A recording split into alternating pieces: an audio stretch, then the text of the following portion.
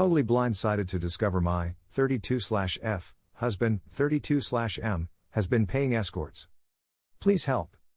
Hi everyone, welcome back to another Reddit cheating story. Before we start, please hit the subscribe button and click the notification bell so you won't miss another cheating story goes live. I am completely in shock.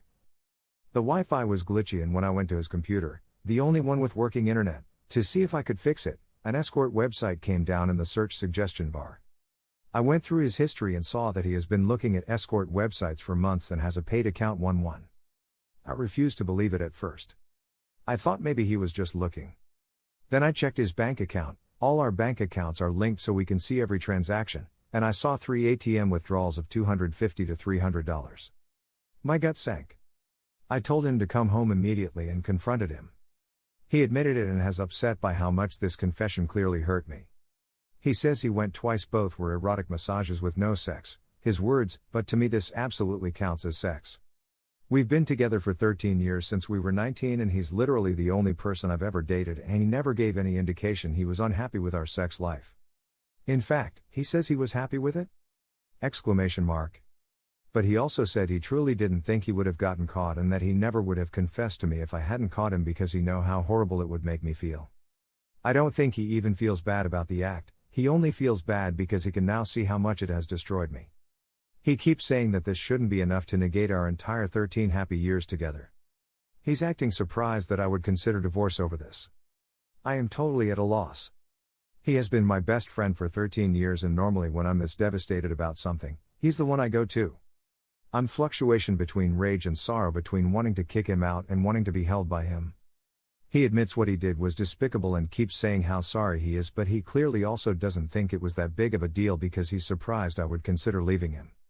I'm rambling, and as I type this I see how insane all of this is, and there's so much more nuance to a 13-year relationship that can never be described in a few paragraphs. I guess I just needed to write it out. I don't know what to do next. I've never even broken up with someone before, and now I'm faced with deciding whether I want a divorce. He clearly doesn't, so the decision is all on me. We had it out for about 2 hours with me screaming and crying and him very outwardly calm. I told him how fucking humiliating this is for me. How he may have irrevocably destroyed our relationship and our lives. When there was no more to say, I asked him to go away, and I literally do not know what to do now. Am I supposed to just go to sleep?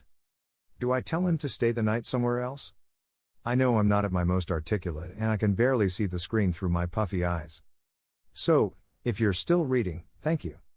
I'm so fucking devastated, and I have no one I can call at this hour. Thank you for watching. Please check out our other videos on cheating stories. And if you haven't yet, please hit that subscribe button for more daily Reddit cheating stories. 1 year update. The night that I wrote this was, without a doubt, the worst moment of my life. It's a feeling I wish I could forget, but ultimately I'm glad I went through it. It's been over a year since I discovered his escort accounts. We had that one night blowout, which happened right before I reached out to Reddit, desperately seeking help.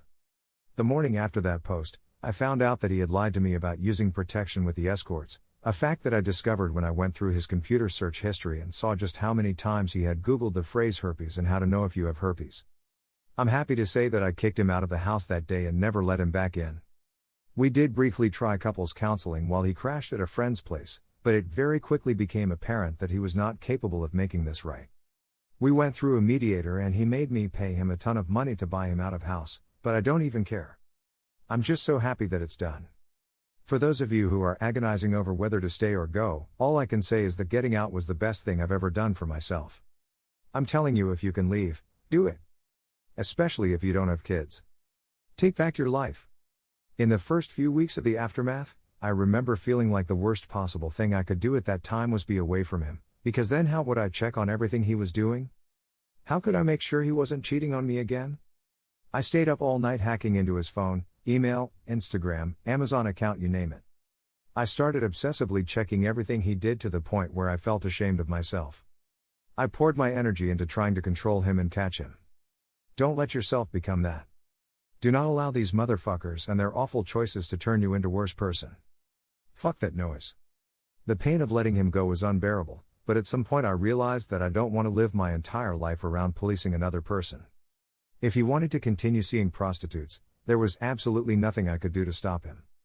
The only thing I could do was take myself out of the equation. It was the only power I had left. Although this has been the worst year of my life, it has also weirdly been one of the best. It's getting to the point now where I almost feel grateful that he blew up our marriage, because if he had not, who knows how long I would have stayed with someone who fundamentally did not understand me. Don't get me wrong, I still have low moments where I miss the good memories of him. The hours I spent comparing myself to the escorts he saw have left me with significant body image issues. My heart still drops every time I get an alert from Facebook asking me if I'd like to remember this day from our vacation 2 years ago. But then I think about what a hell on earth it would be to have to be quarantining with him right now, and I feel nothing but gratitude. I don't have the words to express what this forum has meant to me. Although I rarely post, reading about all of your experiences has helped me feel less alone. If you're struggling with this right now, I wish you love and clarity. You are a lot stronger than you think, and you capable of being alone and happy. Here are some best comment from the community. You're amazing, and I'm so happy for you. I had something similar happen with my ex, and leaving made me so happy. I didn't realize how depressed and stunted I was with him, and how liberating it was to leave. I opened myself back up after healing and found someone who elates me and genuinely treasures me. Good for you. I went through similar when I caught my now ex-wife cheating on me 15 years ago. I spent the next 8 years policing her, worrying, wondering where she was, trying to sneak peeks at her phone when she was texting, following her, checking up on her, etc. I just can't believe I spent years doing that. It was such a nightmare and so stressful. I divorced her 7 years ago when I caught her cheating again. I have to say, the minute I filed, a huge burden felt lifted. Immediately starting right then, I no longer had to worry what she was doing, who she was with, nothing. All the thoughts I had of her having sex with someone else completely stopped. It didn't matter anymore. I kicked myself for not doing it sooner. And of course now I am very happily remarried to a wonderful and extremely faithful woman, and we have a daughter together. Man, I was such a dope convincing myself I was stuck in that terrible situation when a whole other world was waiting for me. Best of luck to you. Best decision you ever made.